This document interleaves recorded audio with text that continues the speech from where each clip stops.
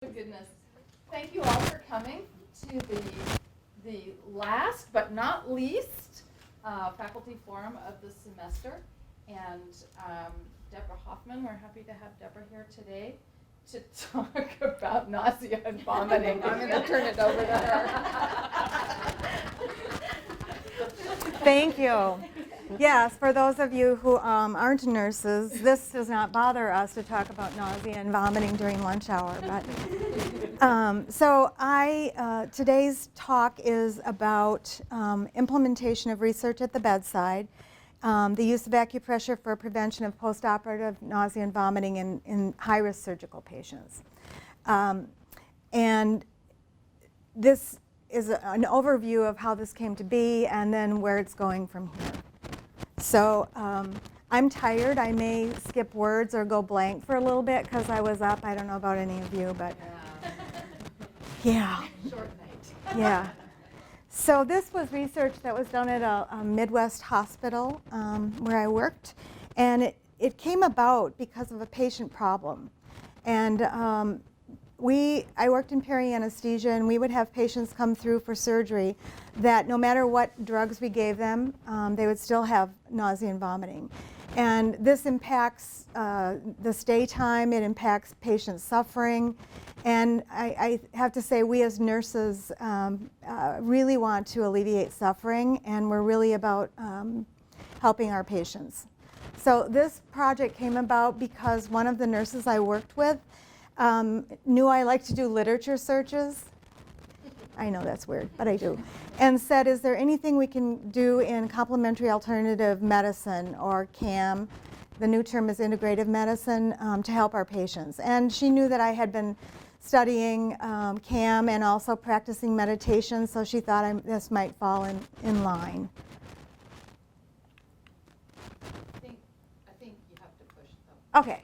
So some facts about nausea and vomiting in the United States with surgeries. There's about 80 million surgeries annually.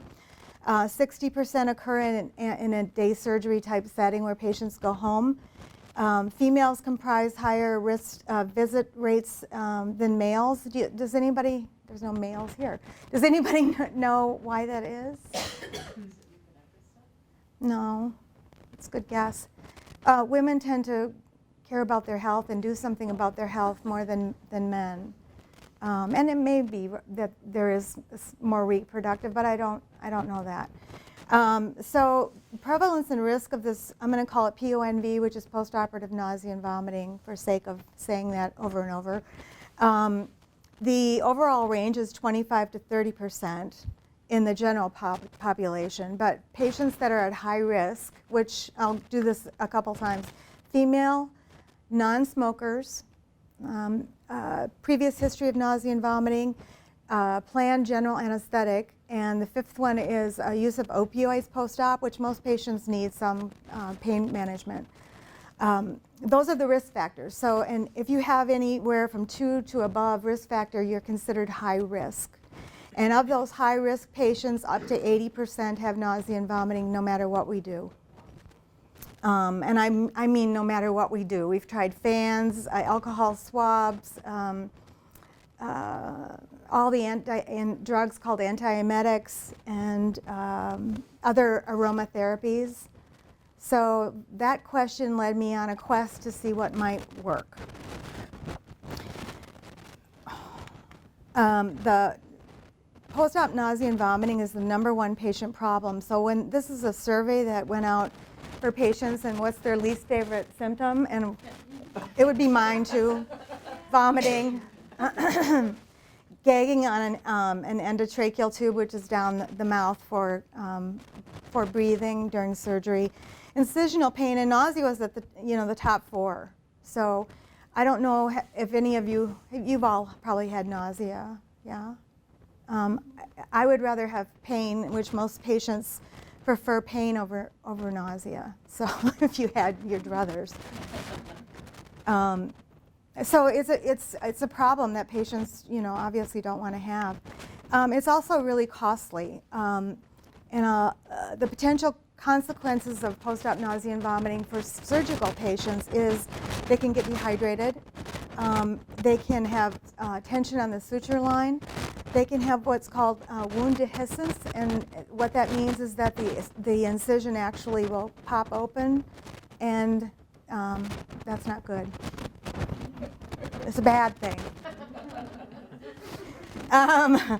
And that's an emergency moment.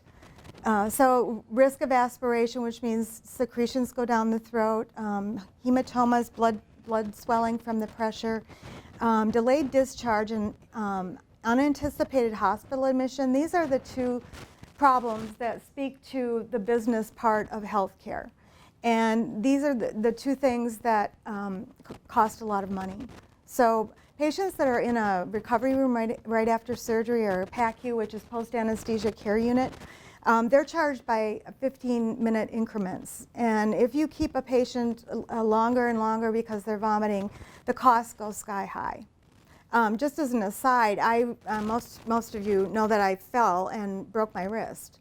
And they called it an epic fracture. And I thought it was actually a name for a doctor. Dr. Epic named it. And because we have names for Colley's fracture, and so no, it meant that it was really bad.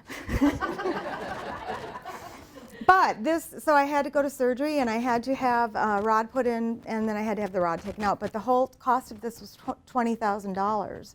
And I went in and out. Like, I didn't have nausea and vomiting, and I didn't really need pain management. I woke up and left. So think about that if you're kept in a recovery room, or in the other part of called day surgery, where right before you go home, if you're kept there longer and longer and longer, the cost is going to go sky high.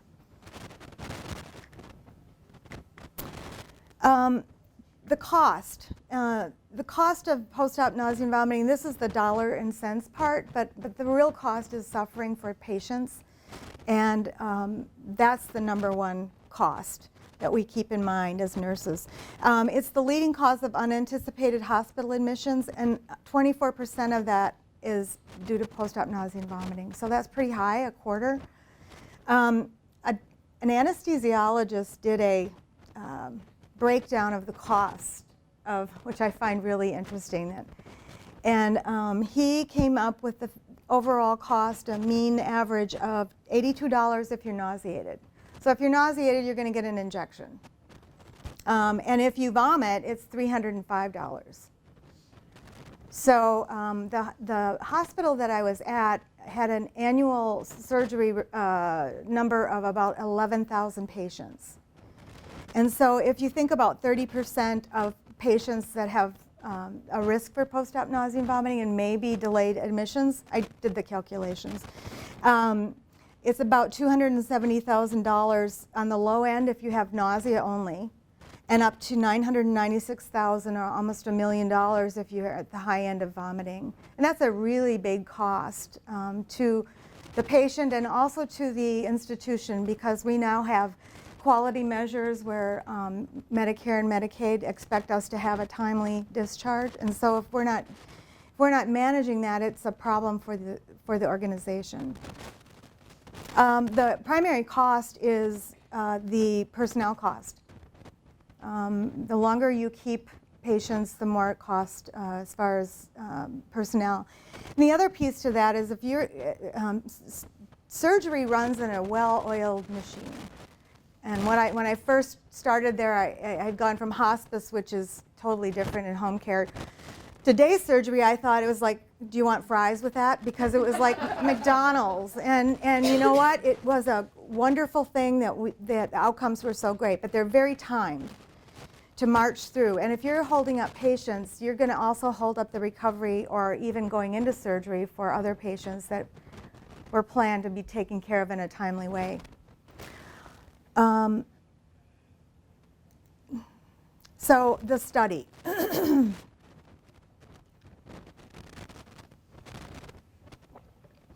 I had, I'm going to use a Hillary Clinton quote. It takes a village. So I think that was a quote from an African proverb, but it takes a village to raise a child. Well, it takes a department to do a study. And because the nurses were so concerned, and really wanted to help patients. That was a motivational thing to start this study.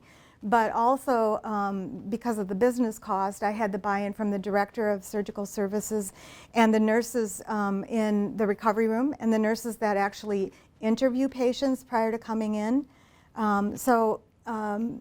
They all were cheering on for this and had bought into let's get this done. When I first started this study, I thought it would be done in 6 months because I'm a neophyte researcher and because they had so many surgeries. But right when we started the study, the economy kind of crashed, and so there was less elective surgeries, and it went on for 2 years. And without the buy-in of all of these colleagues and directors, I wouldn't have finished it because I was ready to be done after 6 months. It's like, this is never going to happen. It was like, no, let's keep going. So they cheered it on, and after a while, it took on a life of its own and happened.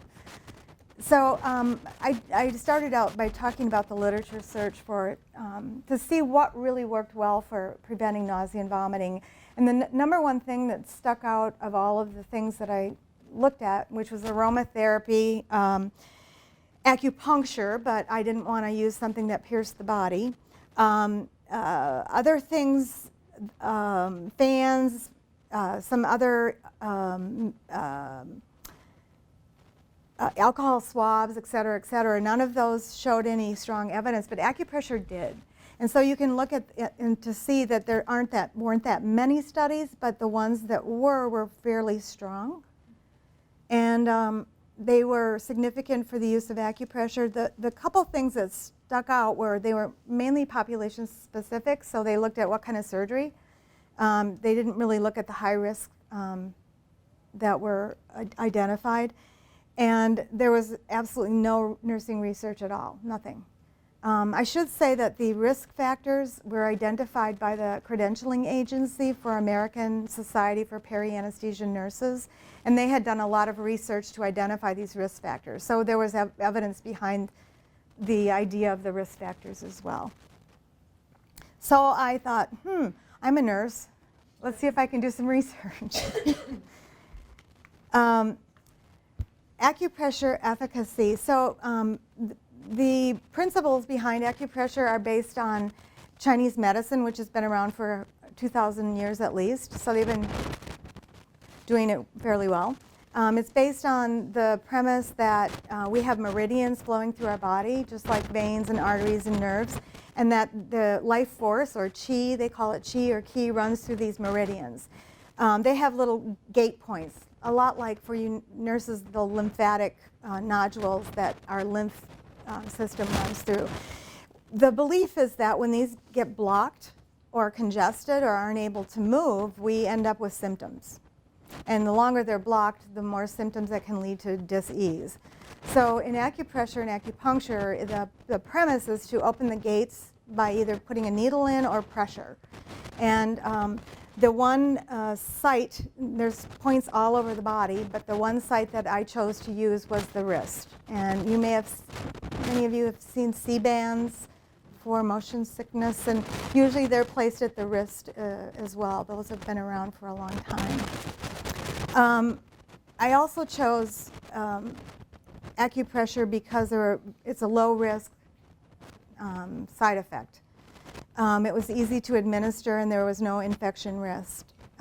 These little patches, which I will pass around, you can look at while I'm talking, has aluminum. So if anyone had an aluminum allergy, they were exempt. The cards that I'm passing around are actually, this was a randomized control trial. And so we placed an acupressure bead patch and then the control patch, which was a Band-Aid. And they were exactly the same size, so the patient couldn't tell, and the nurses that were rating it couldn't tell. So this location on the wrist is P6 Nunyan, and it's, I'm going to just show you how to do it in case you ever get nauseated and you want somebody to do it for you. It's 3 finger widths from the first crease next to your hand. There's a crease. 3 fingers, your own fingers down. The next finger over is where the placement would be, and it's between the 2 tendons. If you can feel the gap between the 2 tendons, that's the point.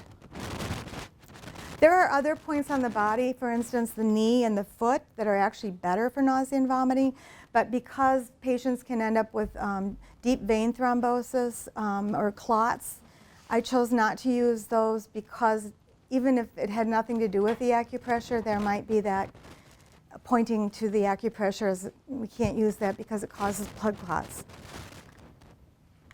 So the 2 research questions that I was exploring actually were, does placement preoperatively of acupressure beads affect the incidence and severity of the post-op nausea and vomiting immediately after surgery? So when they woke up in recovery room and measured the nausea and vomiting, were the rates lower than we just measured them, and to see on a 0 to 10 scale what the measurement was. Does preoperative placement of acupressure beads, the second question, affect incidence at 2 other points of measurement, and that is when the patients were ready to go home. These are all ambulatory surgical patients. So they keep a patient about an hour in recovery, an hour in this day surgery right before you go home, and then we also measure 24 hours after. So it was 3 points of measurement on the scale of 0 to 10. So the design was, as I said, experimental. It was randomized. It was controlled to the patient and the staff and the family. I'm sorry, it was blinded to the patient, staff, and family, and it was controlled as far as we had a sham intervention and then the real thing. I went through the IRB not once but twice because it went on for 2 years. And all patients were fully consented. There were 2 research assistants, wonderful colleagues who went in and consented the patient, and they knew what they were applying, but I didn't know because I called the patient at 24 hours after, and I didn't want to have that, so you must be doing well because. So it was as controlled as it could be. Inclusion criteria, as I said, these risk factors were included, and when the pre-op nurses called the patient, all these were elective, to come in, they did ask if they had a history of post-op nausea and vomiting. And they would check the boxes, and if the patients met the criteria, they would then ask if they wanted to be part of the study. And most patients, if they've had it, are pretty willing to try just about anything. Female, previous history, as I said, non-smokers, general anesthetic, and no nausea and vomiting for the last 24 hours because that would impact the measurements as well. Each risk factor that I talked about increases 10%. So if you're up to 4, you're at an 80% risk factor. Exclusion: minors, vulnerable populations, non-English speaking, and surgery that involve the upper extremity. So a mastectomy or restricted use, because the patch went on one wrist and then the IVs were started in the other. Methods, I've already talked about. We did do a power analysis prior to the study. A statistician and friend of mine from Madison did it and found out that we needed about 103 participants, but I shot for 110. And as I said, it took a while. So the results were that one group received the patch preoperatively, and that was 57, and one group received the sham or the non-acupressure patch, and that was 53. We did measure nausea and vomiting on a scale of 0 to 10, and that's one of the weaknesses of this study is I needed to measure nausea and vomiting, but there were no scales available at all in any of my searches, and so I created a similar to a pain scale, 0 to 10, and I'll show you that in a little bit. So that's a weakness because it wasn't tested for reliability or validity at all. But we had to measure it somehow. So the beads were placed on preoperatively. All the patients that were in this study received the normal treatment of antiemetics or drugs for nausea and vomiting.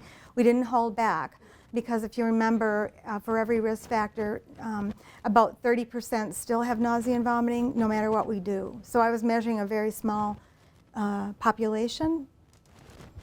And then the data was collected by the nurses who didn't know, and all phases, and myself.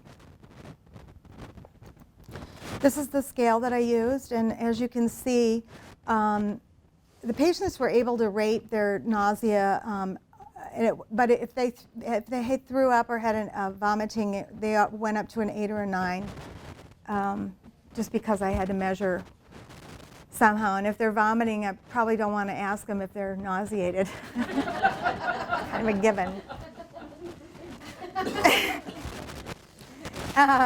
Yeah. This was based on the Wong pain scale, which we use in nursing, 0 to 10 for pain management. One of the interesting asides here is that the nurses, we were not asking patients before this study if they were nauseated. And I did a kind of a little focus asking nurses, why don't you ask? And the answer was, you probably already know. Because if you ask, they might have it. And years ago, back in the day, that was the same reason we didn't ask patients if they had pain. So now we ask patients if they have pain, and we treat it. And the same for nausea. At this institution, they do now measure pain, do an assessment, and they also document if they did something for it, and then they go back in, which is our nursing process, to evaluate it, and they document it. But prior to this, there was nothing, which was really interesting to me, because I hadn't really thought about it myself. So the results were that we had 110 participants, 105 women, and 5 men. And you might be thinking, or maybe not, why men? Because I said that women were at high risk.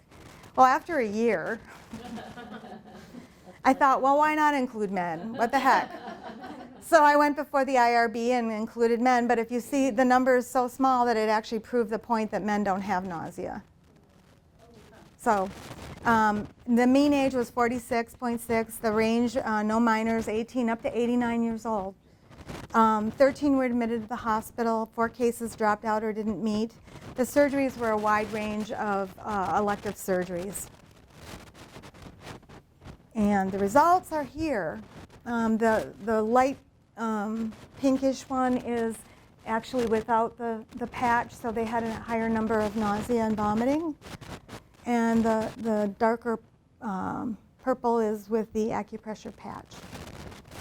So we measured at 3 points, which is 3 groups, and so we did a one-way ANOVA for that. Oops, we're such a creature of habit. And so those of you who are statisticians, the significance is on the right, which they all points were, and I was kind of shocked. I wanted to do this research to prove whether it worked or it didn't work. I wanted to have evidence behind what we were doing. And I wanted to show physicians that nurses could do research. So I'll own my ego there. But I had a lot of help. So the limitations for this study were it only focused on this high-risk group. In hindsight, which is 2020, I wished I had done it to the broader population. Because we ran out of the drugs. There was a shortage of drugs, and I don't know, some of you nurses remember, but we ran out of 3 major drugs. The companies were not making them, and people were desperate to help patients. So that was a perfect timing of wanting to use it as an intervention. Unfortunate for the patients who didn't get it. The other limitations included, it wasn't generalizable, as I just said. The visual analog scale, the 0 to 10 for nausea, was not tested for reliability.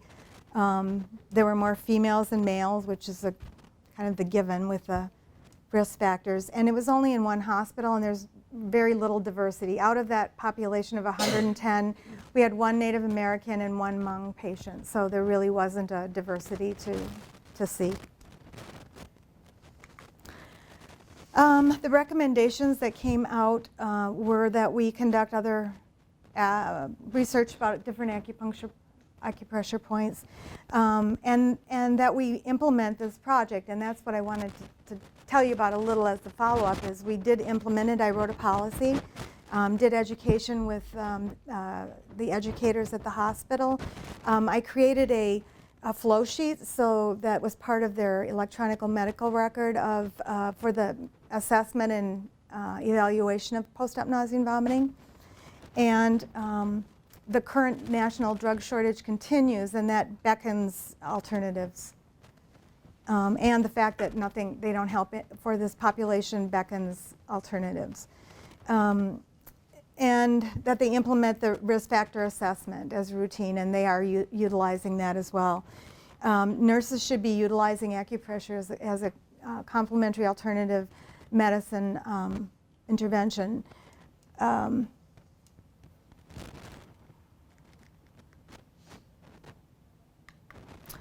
So the policy, I already went through this slide, I'm ahead of myself. Policy was written, education and practice change. They are a magnet hospital, so this research was a win-win for patients, but also for the institution, because they needed research to move forward in their magnet designation. They are a shared governance model, so I met with the different councils, and the nurses approved this to go through. And quality, they have several councils, but quality, practice, and research all passed it to be utilized. So there was a buy-in.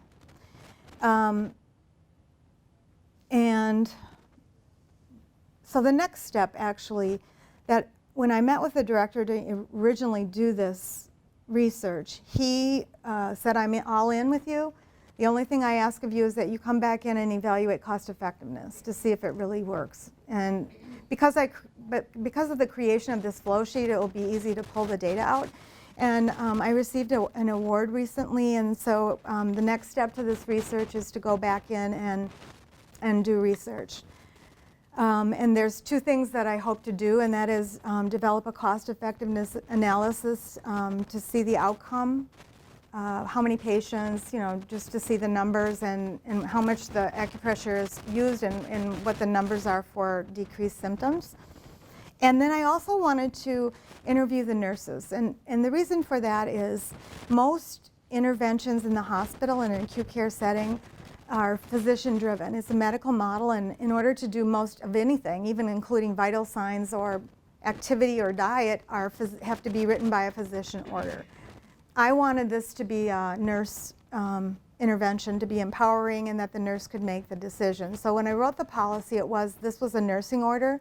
It didn't have to go through physicians, and the nurses could choose to utilize it.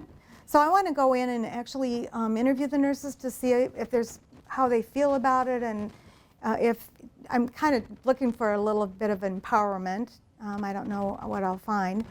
I recently went over there just to see if they were still using it, and they are.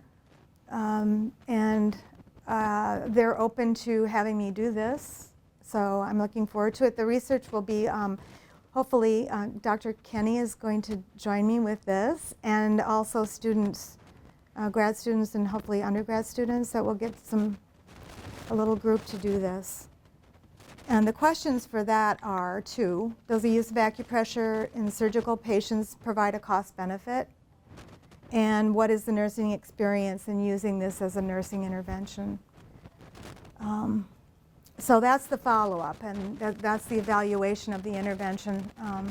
So this is the nursing process coming to fruition. I have no idea how long this will take, but maybe I'll live that long. I don't know. Questions? Comments? Can I just, so it's like the acupressure one is just like the Band-Aid, but it's kind of, Yeah, if you turn it around to you. Yeah, if you turn it over. So when we applied it, we also, I think I neglected to say, wrapped a light dressing over it. So the patient had to look away, the family had to look away, and then we wrapped that on, and they kept it on for 24 hours with the instructions that if it bugs you, take it off. I keep banging into this. I don't know if you're going to get a lot of banging. Other comments or questions? Most of you have heard me do this. I can't remember if you said this, Deborah, but what was the cost of the Oh, $4 for patch. patch? Yes. And interestingly, thank you for asking that question. Yeah, an antiemetic or a drug like Zofran, which is a common one, costs $100. And then that doesn't count the nurse administering it. There's another charge on top of there. What happened in the hospital is really interesting because this is what happens. If something's good, it must be good for everyone. So right after we implemented this in day surgery for preoperative placement only, they started to use it, you know, that's called preventative, but they started to use it as a rescue, so they started putting it on afterwards. And then one of the research assistants, educators, called me and said, you wouldn't believe this, but I'm finding boxes of this all over the hospital. Can you come back and not testify, but talk about this to the research council? And of course, I already know why they're, you know, nurses, we want to help people. So they're using it for oncology, OB, I don't know. And so I went back and said, I don't know anything about those things. That would be wonderful to do research on that. I only know about this. And so they pulled back on all of those. But it's a nursing desire to help everyone, so we'll put it on everywhere. But the cost is pretty minimal, and the risk is low, and the benefit hopefully is higher. Anecdotally, did the nurses in those other units, I mean, they had the boxes there, were they thinking there was Yeah, I'm sure. And you know, there is the placebo effect, so the mind over body certainly is an element in here that I think is wonderful, whatever works. Yeah. But Did the nurses think it took extra time? Were people at all concerned about that? no, because it doesn't take long at all. And they were readily available in that department because it's all designed really well for efficiency. So where they placed those was really easy to get a hold of. It would seem it'd take less time than drawing up meds, Mm-hmm. pushing them. And how precise did they have to be with getting it in the right? Well, You know, is there a little bit of leeway? there is, and most of acupuncture is done at a real specific point, but within those gates, if you will, they're pretty big. And so this covered 6 beads, covered a fairly large area. Now, the question that a lot of people have asked is how much pressure do you have to do? And with these, the reason I used these was because it was like a Band-Aid, but I go to an acupuncturist and Chinese doctor, and she said there's a tiny little bit of electrical electron activity in here that can do a little vibration. So I don't know how deep you have to push, but this was just a surface application and worked.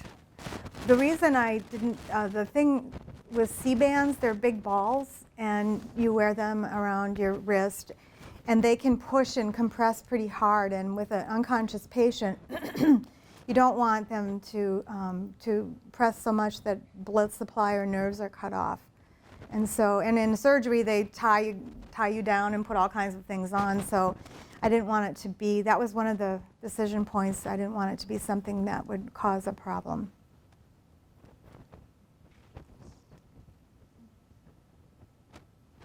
I feel like this is one of the first more clinical research projects that I've seen on campus. Maybe I'm not remembering some, but it strikes me as it's really exciting. Yeah, it's been, as I said, it kind of started to have a force of its own, and because so many people were involved and they really wanted to help patients. I think that's why it did, out of the intention of wanting to help, there was a buy-in. Physicians, on the other hand, were, the anesthesiologists as a group were naysayers. I did have a physician champion who was the medical director for the anesthesiologist that said, no, we're going to go ahead and do that. But with IRB approval, they didn't really have a say. And the surgeons, I don't think they cared. But before the IRB, when it was a large room, of those of you who have been in those, and microphones at every table, and I have a sense of humor, so I said, can I bring my attorney in before I start? Nobody laughed, but thank you. Anyway, there were physicians there, and a couple of them, well, one I knew really well from hospice, and he was sitting next to me, and he whispered in my ear, I think this is great, Deborah, you go for it. But there were two physicians at the other end of the table that said, oh, thank God, finally someone's going to debunk this hoo-ha.